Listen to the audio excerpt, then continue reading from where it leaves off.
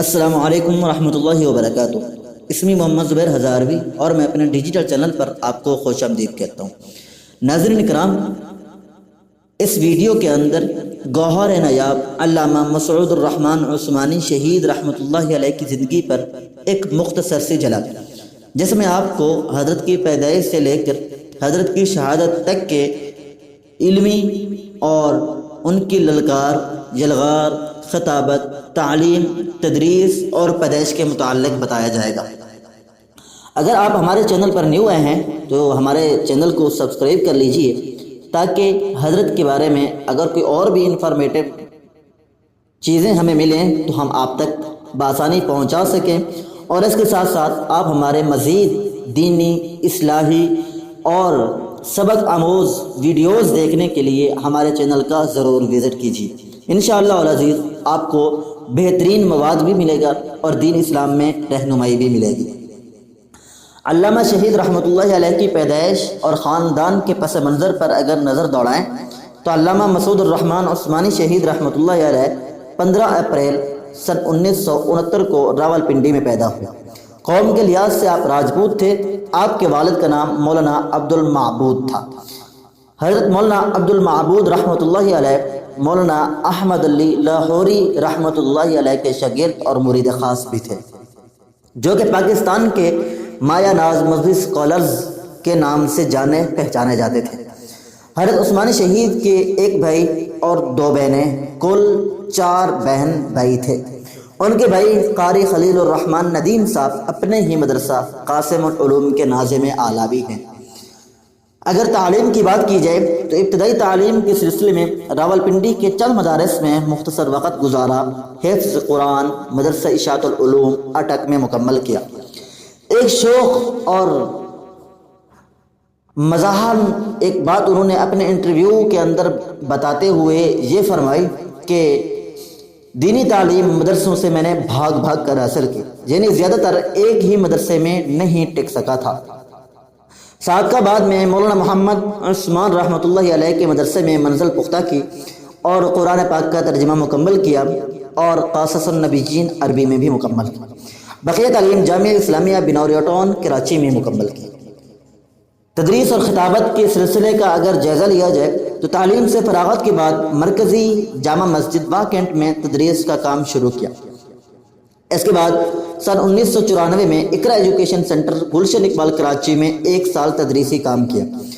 خطابت کے ابتدا بچپن میں علماء کرام کی کیسٹیں اور راولپنڈی کے جلسوں میں شرکت سے تقاریر کا بھی شوق پیدا ہو گیا، جس میں سر فہرست مولانا عبد المجید ندیم شاہ صاحب اور محمد حنیف ملتانی، جن کو قاری حنیف ملتانی کے نام سے یاد کیا جاتا ہے، شوق سے سنا کرتے تھے اور ترنم کے ساتھ ان کی آوازوں کی نقل بھی لگا لیا کرتے تھے۔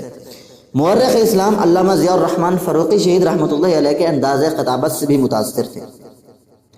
علامہ عثمانی شہید رحمۃ اللہ علیہ خود بھی حق پرست، صاف گو انسان تھے اور ان کو ایسے ہی ایک شخصیت کی تلاش تھی۔ جنگوی شہید کو عثمانی شہید رحمۃ اللہ علیہ نے پہلی بار مظفر گڑھ کی ایک تقریر جس کا عنوان آگ اور شعلے ہے کیسٹ میں سنا۔ ان کے دل نے گواہی دی کہ یہ شخص صرف زبان سے نہیں دل سے بول رہا ہے۔ یقیناً یہی تقریر ان کی سپاہ کی شمولیت کا سبب ہے۔ باقاعدہ کام انہوں نے اس وقت شروع کیا جس وقت عثمانی شہید رحمۃ اللہ علیہ کراچی میں ہی قیام پذیر تھے، تو انہوں نے باقاعدہ جماعت کا کام شروع کر دیا۔ مولانا حق نواز جنگوی شہید رحمۃ اللہ علیہ کی رہائی کے لیے احتجاجی جلوس بھی نکالا، جس کی قیادت علامہ عبدالستار تونسوی رحمۃ اللہ علیہ نے کی۔ بعد میں جنگوی شہید کو رہا کر دیا گیا۔ اسی دن مسجد معاذ بن جبل گلشن اقبال کراچی میں سپاہ صحابہ کراچی کا پہلا دفتر بھی قائم کیا گیا۔ مولانا جنگوی شہید سے آپ کی پہلی ملاقات اپریل 1987 میں واں کینٹ میں ہوئی، جس میں جنگوی شہید رحمۃ اللہ علیہ کے ساتھ عثمانی شہید کی تقریر بھی ہوئی۔ جنگوی شہید کے ساتھ ان کی 1-2 سفر بھی ہوئے۔ جنگوی شہید کی رفاقت نصیب ہوئی۔ آپ جنگوی شہید کے زہد اور تقوی سے بہت متاثر ہوئے۔ علامہ جنگوی شہید کی تقریر کے بعد علامہ اسحاق القاسمی شہید سے راولپنڈی اور ملتان میں بھی ملاقات ہوئی۔ علامہ فاروقی شہید رحمۃ اللہ علیہ سے 1993 میں پشاور میں ملاقات کی۔ عثمانی شہید کو فاروقی شہید میں بھی وہی انقلابی شخصیت نظر آئی جو جنگوی شہید میں انہوں نے دیکھی۔ انہوں نے دیکھا کہ فاروقی شہید کارکنوں سے بہت محبت کرتے ہیں، ان کا حوصلہ بڑھاتے ہیں۔ متعدد کارکنان فاروقی شہید کی تربیت سے بھی پروان چڑھے۔ بلال مسجد سے عثمانی شہید کی بہت پرانی یادیں وابستہ تھیں۔ وہ کئی بار اس مسجد کا ذکر کرتے اور اس کے حالات اور واقعات سنا کر رنجیدہ ہو جاتے۔ بلال مسجد کی بنیاد جناب رائے مشتاق حسین، جن کو بعد میں اغوا کر کے لاپتہ کر دیا گیا تھا، انہوں نے رکھی، جو سپاہ صحابہ لاہور کے بزرگ رہنما بھی تھے۔ یہ مسجد جہاں واقع تھی وہ علاقہ شیعوں کا گڑھ تھا۔ سب سے پہلے اس مسجد میں جو خطیب مقرر ہوئے وہ مولانا سمیع اللہ جھنگوی شہید تھے، جو شعلہ بیان مقرر تھے۔ ایک سال کے بعد 1994 میں مولانا سمیع اللہ جھنگوی کو بے دردی سے شہید کر دیا گیا۔ ان کے بعد قاری سیف اللہ خالد شہید رحمۃ اللہ علیہ جیسے خوبصورت جوان کو خطیب تعینات کیا گیا۔ قاری سیف اللہ خالد شہید کا تعلق بھی بہاول نگر سے تھا، تو بہاول نگر سے اس جوان میں وہی تڑپ اور انداز تھا جو جھنگوی شہید میں پایا جاتا تھا۔ ان کی للکار اور شعلہ نوائی دشمن کے لیے ایک بار پھر بے چینی کا سبب بنی۔ شیعہ کی نیندیں حرام ہو گئی۔ شیعوں نے ان کو بھی ایک سال بعد 1995 میں شہید کر دیا۔ قاری سیف اللہ خالد شہید رحمۃ اللہ علیہ کے بعد علامہ مسعود الرحمن عثمانی شہید رحمۃ اللہ علیہ بلال مسجد کے خطیب مقرر ہوئے۔ بلال مسجد کی انتظامیہ کو اس مسجد کی سنگ بنیاد رکھنے کے بعد ہی پریشانیوں کا سامنا کرنا پڑ رہا تھا۔ اے روز پولیس تفتیش کے لیے پہنچ جاتی، کبھی اپنوں بیگانوں کی ستم ظریفی کا نشانہ بن جانا، اور سب سے بڑی پریشانی کہ رائے مشتاق کو اغوا کر کے لاپتہ کر دیا گیا۔ بلال مسجد کا ہر خطیب ایک سال سے اوپر زندہ نہ رہنے دیا جاتا، اس کو شہید کر دیا جاتا۔ ان حالات میں عثمانی شہید نے اس مسجد کے ممبر اور محراب کو سنبھالا اور مشکل حالات کا ڈٹ کر مقابلہ کیا۔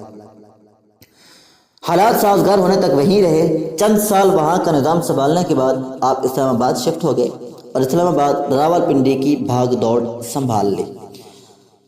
2000 سن سے شہادت کے عرصے تک 20 بار آپ کی گرفتاریاں ہوئیں، نظر بند کیا گیا، پابندیاں لگیں، مگر یہ مرد مجاہد ہمیشہ آگے بڑھتا چلا گیا۔ آپ کے انداز و گفتار کی شعلہ نوائی نے سب کو اپنا گرویدہ بنا دیا۔ آپ ایک راست باز، صاف گو انسان تھے۔ دشمن کا آپریشن سخت الفاظ میں کرتے تھے، مگر اپنوں کی خامیوں پہ بھی پردہ ڈالنے کے بجائے ان کی سخت الفاظ میں اصلاح کرتے تھے۔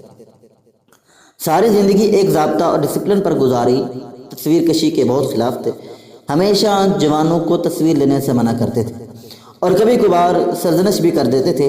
آپ کا خطاب ہمیشہ علمی مدلل ہوتا تھا اور لہجے کی جولانی نوجوانوں کے دلوں کو گرما دیتی تھی۔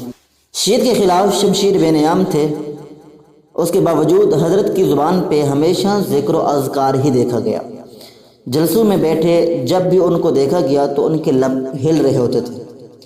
انتہائی عبادت گزار، پابند صوم و صلات تھے، نماز کو وقت پر پڑھنے پر سختی سے عمل کرتے تھے، کارکنان کو ہمیشہ نماز کی تلقین کرتے۔ آپ انتہائی سادہ طبیعت کے انسان تھے، دور دراز کے جلسوں کی دعوت کو ہمیشہ بڑی دلجمی کے ساتھ قبول کرتے، اور حضرت اپنی گاڑی نہ ہو تو لوکل پر بھی چلے جایا کرتے تھے۔ جماعت نے ہمیشہ ان کو سیکورٹی دینے پر زور دیا اور ہر بار وہ انکار کر دیتے تھے۔ شہادت کے وقت بھی ان کے ساتھ کوئی محافظ نہ تھا، ڈرائیور کے ساتھ اکیلے سفر کر رہے تھے، اور یہی سفر قید محترم کا آخری سفر ہوا۔ اور آخری ہی خطاب میں انہوں نے حضرت دعا کرتے ہوئے یہ کہا کہ یا الہی مجھے شہادت کی موت نصیب فرما۔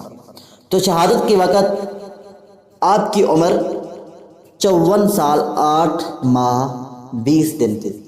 اللہ پاک عثمانی شہید رحمۃ اللہ علیہ کے شہادت کو قبول و منظور فرمائے اور ان کے قاتلوں کو ہدایت کے لائق ہے تو ہدایت نصیب فرمائے، ورنہ ان کا ٹھکانہ جہنم کے گڑھے میں سے نچلا درجہ ان کو نصیب کرے۔ انشاءاللہ العزیز اس طرح اور بھی ڈاکومنٹریز اور سبق آموز واقعات، علماء کرام کی قربانیاں، علماء اہل سنت کے واقعات، حالات آپ کے سامنے پیش کرنے کی کوشش کرتے رہیں گے۔ اگر آپ ہمارے چینل پر نیو ہیں تو سبسکرائب کر لیجئے، بیل آئیکن کو بھی پریس کر لیجئے تاکہ روزانہ کی بنیاد پر آنے والے اصلاحی اسلامی موٹیویشنل ویڈیوز آپ تک بآسانی پہنچتی رہیں۔ والسلام علیکم ورحمۃ اللہ وبرکاتہ۔